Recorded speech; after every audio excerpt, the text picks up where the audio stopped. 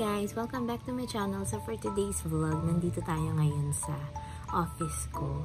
Then mamaya, siguro mga after 15 minutes, uwi naman ako for lunch time, break time namin. So ngayong araw na to ginawa ko is, alam niyo bang masaya ako kasi nakuha na namin yung ORCR at saka plate number ng sasakyan namin. Actually guys, it's an achievement for me na nakalabas ako ng isang sasakyan for my dad. Actually, hindi naman siya totally akin. Nakapangalan lang siya. So, bali, ano yun guys, hati kami ng father ko doon kasi kailangan nga namin talagang mag-provide ngayon ng sasakyan dahil medyo nahihirapan din siya sa tricycle. Tapos ako naman at the same time yung e-bike ko, minsan nahihirapan din akong gamitin.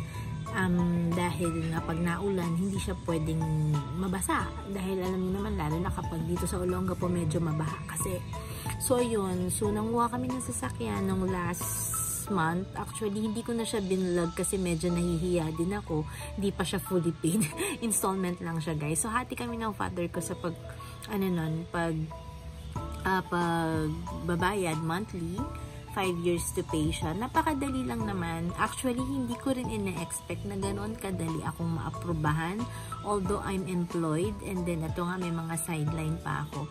Tapos nag-provide lang ako ng mga kailangan as in. Tapos nag-apply ako ng July 19. Na-aprobahan ako ng July 23 and then na-close namin lahat-lahat yung deal bago magkatapusan ng July. And then hindi kasi namin nailabas yung sasakyan, although first week ng August pwede na siyang ilabas. Ang nangyari is nagpa-stay pa kami ng hanggang August 15 bago namin naikuha yung sasakyan kasi nga inaayos yung garahe namin. So ayun yung journey ko sa pagkakaroon ng sasakyan. Kumbaga, hindi ko naman siya talaga masyado pang fineflex kasi nga hati kami ng father ko dun. Pero proud ako kasi nagawa ko na nailabas yun in a short matter of time. Bali, naano ko siya. Ang father ko rin naman na nag-provide ng down payment kasi may down payment siya. And then at the same time, yung mga ibang pag-aayos ng mga papers, ako na lang ang nag-ayos, ako na nagbayad nun. Tapos nag-open na rin ako ng bank account ko saan ihuhulog yung monthly na babayaran. So yun guys, napakasarap lang sa feeling kasi hindi ko rin na-expect talaga. So yung nakuha namin sa sasakyan is Mitsubishi Mirage G4. Sedan type siya, hindi siya hatchback, kundi sedan. So, ito yung time na nakuha na namin siya. Yan, yung picture yun, kasama namin si Rain. So, sobrang saya. Tapos, after 3 weeks, na namin siya, na kuhanan na namin ng ORCR at saka plate number. And then, after 2 weeks din ng pagka-release niya, na-i-drive namin siya sa Manila and then pinalagyan na namin ng RFID. So, yun guys, sobrang nagpapasalamat ako. I think, talagang God's will na makuha namin yung sasakyan kasi sobrang napakabilis ng proseso and then at the same time na ibiyahe namin siya sa Manila without any hassle na naganap.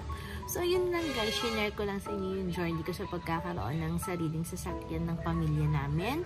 So hati kami ng father ko doon pero sa akin nakapangalan. Sobrang saya. So doon nga pala sa Mitsubishi Car World dito sa Subic, napakabilis nila as in sobrang galing. Hello to Miss Tintin na siya nag-assist sa amin. So ayan guys, share ko lang sa inyo. Ngayon ko lang talaga flex kasi sobrang natuwa lang ako sa mga nangyayari. So siguro God's will and then will din ni mama ko na makapag-provide kami ng family car kasi nga ang hirap ngayon, sobrang hirap naging naulan. Si Papa nakakaawa din kapag naka-tricycle kami papunta sa sementeryo kasi medyo malayo. So ayun, at saka ngayon nakakapasyal kami anytime, anywhere kung saan namin gustong pumunta. So ayan guys, tignan nyo naman yung journey ng pagdadrive ko next time. Okay guys, don't forget nga pala to subscribe, like, and share my video. Konting info at konting share lang po about our family car. Bye guys!